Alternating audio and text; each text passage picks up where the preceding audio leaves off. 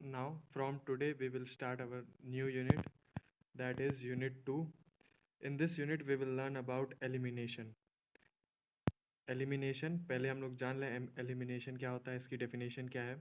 Elimination is a process for removal of drug from body and termination of its action. मतलब elimination जो है ये major process है removal of drug, मतलब drug कैसे remove होता है फ्रॉम बॉडी से, और टर्मिनेशन ऑफ इट्स एक्शन, और उस ड्रग का एक्शन कैसे टर्मिनेट होता है, यानी उस ड्रग का एक्शन कैसे ख़त्म होता है, ये होता है एलिमिनेशन. मतलब process of removal of drug, मतलब वो प्रोसेस जिससे ड्रग बॉडी से रिमूव होता है और उस ड्रग का एक्शन कैसे ख़त्म होता है बॉडी से, उसको कहते हैं हम लोग elimination. It is defined as irreversible loss of drug from the body. मतलब ये जो एलिमिनेशन है ये irreversible loss of drug from body होता है. Elimination occur by two process. Elimination दो प्रोसेस से अकर होता है, बायो ट्रांसफॉर्मेशन और मेटाबॉलिज्म और एक्सक्रीशन. अब हम लोग एक एक करके बायो ट्रांसफॉर्मेशन और एक्सक्रीशन के बारे में जान लें. एक्सक्रीशन जैसे आप जानते हैं कि removal of waste from body, वो एक्सक्रीशन होता है. और बायो ट्रांसफॉर्मेशन होता है, अब यहाँ बायो ट्रांसफॉर्मेशन के बारे में जान लें. Biotransformation it is defined as the chemical conversion of one form to another. मतलब किसी भी चीज़ का chemical conversion from one form to another. The enzyme present in our body changes the chemical form of drug which go metabolism. मतलब जो enzyme अपने body में पहले से ही प्रेजेंट होता है वो क्या करता है, वो ड्रग को केमिकली चेंज करता है from one form to another, यानी वो ड्रग को एक फॉर्म से दूसरे फॉर्म में चेंज करता है ताकि वो उसका मेटाबॉलिज्म हो सके, यानी वो छोटे छोटे पार्ट्स में टूट सके और उसका फर्दर एक्सक्रीशन हो सके. The enzyme involved in the metabolism of drug are located mainly in the liver. मतलब वो एंजाइम जो मेटाबॉलिज्म के काम में आता है, यानी कन्वर्ट करता है from one form to another, वो मेनली प्रेजेंट होता है लिवर में. That's why liver is called primary site of biotransformation. इसीलिए लिवर को हम लोग बोलते हैं primary site of biotransformation. अब यहाँ देखा जाए नीड ऑफ ड्रग मेटाबॉलिज्म और बायो ट्रांसफॉर्मेशन, यानी क्या नीड होता है ड्रग को ताकि वो उसका मेटाबॉलिज्म हो सके और बायो ट्रांसफॉर्मेशन हो सके. All chemical substance other than nutrient from the food body. जो सभी केमिकल सब्सटेंस होता है अदर देन न्यूट्रिएंट, यानी न्यूट्रिएंट को छोड़ के, enter the body through ingestion, inhalation और absorption which is called xenobiotic exogenous compound.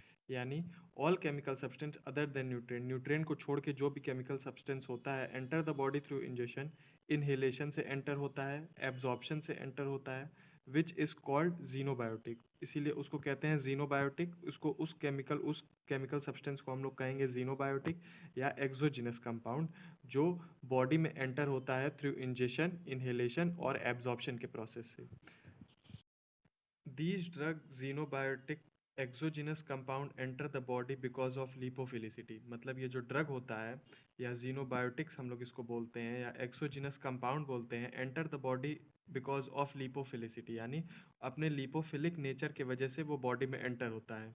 Drug having good lipophilicity gate mix with blood circulation, यानी जब ड्रग के पास लिपोफिलिक प्रॉपर्टी अच्छी होती है, जैसे हम लोग पीछे पढ़े थे, तो वो आसानी से ब्लड सर्कुलेशन में मिक्स हो जाता है. But because of lipophilicity drug bypass the excretion. लेकिन अगर ड्रग को एक्सक्रीशन से पास होना है तो उसमें ज़रूरी होना चाहिए कि वो हाइड्रोफिलिक नेचर का हो, लेकिन ड्रग के पास लिपोफिलिक नेचर होता है, इसीलिए वो एक्सक्रीशन को बाईपास कर देता है, यानी उसमें एक्सक्रीशन, उस ड्रग का एक्सक्रीशन नहीं हो पाता है. If the drug is bypassing the excretion process, it can't be removed from the body. लेकिन अगर जो ड्रग है वो एक्सक्रीशन को बाईपास कर रहा है तो उसमें उसमें वो बॉडी से रिमूव नहीं हो पाता, यानी वो ड्रग बॉडी से रिमूव नहीं हो पाएगा अगर वो एक्सक्रीशन प्रोसेस को बाईपास कर देगा. The lipophilic drug get reabsorb again and again by renal tubule.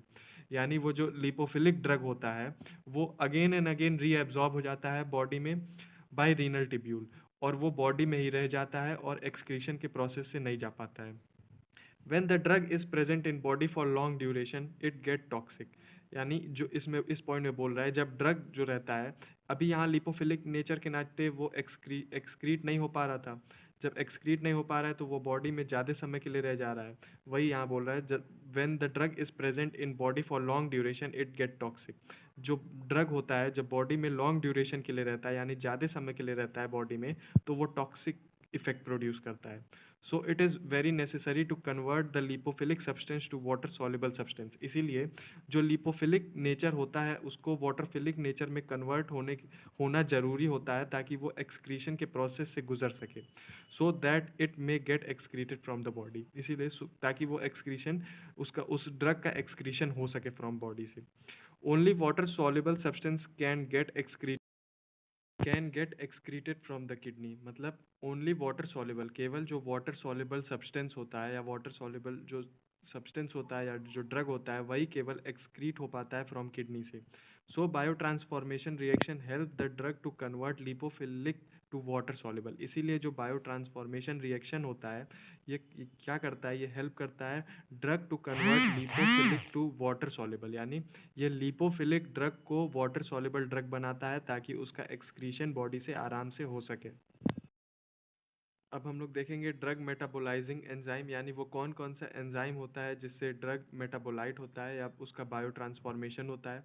The metabolizing और बायो ट्रांसफॉर्म ऑफ ड्रग या xenobiotic is done by enzyme which are different from those metabolite enzyme which are used for food metabolism. यानी ये वो enzyme drug मेटाबोलाइज्म में वो enzyme काम करते हैं जो एंजाइम डिफरेंट होते हैं फ्रॉम फूड मेटाबॉलिज्म। यानी कुछ ऐसा भी तो मेटाबॉलिज्म एंजाइम प्रेजेंट होगा जो फूड को ब्रेक करता होगा और फूड का एक्सक्रीशन होता होगा, लेकिन ये मेटाबोलाइट एंजाइम डिफरेंट होता है फ्रॉम फूड से, और ये केवल बस ड्रग को मेटाबोलाइट करवाता है या उसका बायो ट्रांसफॉर्मेशन करवाता है ताकि उसका एक्सक्रीशन हो सके।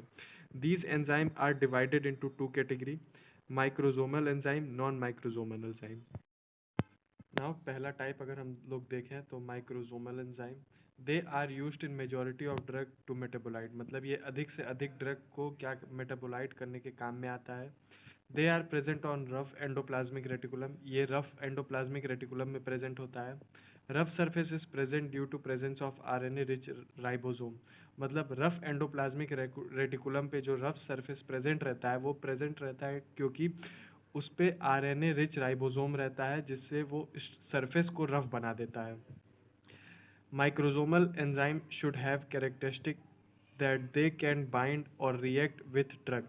मतलब माइक्रोजोमल एंजाइम जो होता है उसके पास कैरेक्टरिस्टिक होना चाहिए ताकि वो बाइंड हो के और रिएक्शन दे सके with drug and give oxidative, hydrolytic hydrolytic and glucuronidation reaction, वो ताकि इन सबों को दे सके। मतलब इसमें बोल क्या रहा है, जो microsomal enzyme should have a characteristic, microsomal enzyme के पास कैरेक्टरिस्टिक होना चाहिए जो ताकि वो बाइंड हो सके ड्रग के साथ और रिएक्ट करवा सके ड्रग को, ताकि वो ड्रग ऑक्सीडेशन रिएक्शन हो करवाए, हाइड्रोलिटिक रिएक्शन करवाए, ग्लूकोरोनेडेशन रिएक्शन करवाए, so that lipophilic can get converted to water soluble, ताकि वो जो ड्रग का लिपोफिलिक नेचर है वो वाटर सॉल्युबल में कन्वर्ट हो जाए and further can get extracted, यानी फर्दर वो शरीर से बाहर हो सके by the process of excretion. Important characteristic के बारे में important characteristic of microsomal enzyme के बारे में हम लोग देख लें। पहला पॉइंट है, it can easily bound to lipoidal membrane. मतलब ये इसके पास कैरेक्टरिस्टिक होना चाहिए ताकि वो ईजिली या आसानी से बाउंड हो सके, यानी जुड़ सके टू लिपोइडल मेम्ब्रेन, तभी तो वो जाके लिपोफिलिक ड्रग से जुड़ेगा। जब इसके पास ये कैरेक्टरिस्टिक होगा तभी वो लिपोफिलिक ड्रग से जुड़ेगा और वो अपना इसको फर्दर हाइड्रोफिलिक में कन्वर्ट करेगा। Microsomal enzyme should interact with lipid soluble substrate और ड्रग। मतलब माइक्रोजोमल एंजाइम शुड इंटरेक्ट, यानी ये इसको इंटरेक्ट करना चाहिए विथ लिपिड सॉल्युबल ड्रग के साथ। The microsomal enzyme should biotransform metabolite the lipid soluble substance to water soluble for elimination। यानी जो माइक्रोजोमल एंजाइम होता है शुड बायोट्रांसफॉर्म या बायोट्रांसफॉर्म इसको करवाना चाहिए या मेटाबोलाइट करवाना चाहिए। मतलब इसका एक फॉर्म से दूसरे फॉर्म में इसको चेंज करना चाहिए। The lipid soluble substance to water soluble, यानी उसको लिपिड सॉल्युबल सब्सटेंस से वाटर सॉल्युबल सब्सटेंस में चेंज करवाना चाहिए फॉर एलिमिनेशन के प्रोसेस के लिए।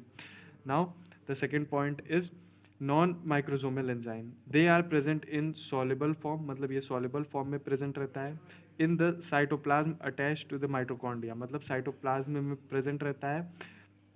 दे give oxidation reduction hydrolytic and conjugation reaction, मतलब ये ऑक्सीडेशन रिडक्शन हाइड्रोलिसिस और कॉन्जुगेशन रिएक्शन देता है जब ये ड्रग के साथ बाइंड होता है, और इसके बाद ये इसको चेंज करवाता है हाइड्रोफिलिक नेचर में। अदर देन ग्लूकोसिनेडेशन, मतलब ये ग्लूकोसिनेडेशन को छोड़ के बाकी ये oxidation reduction hydrolytic and conjugation reaction देता है।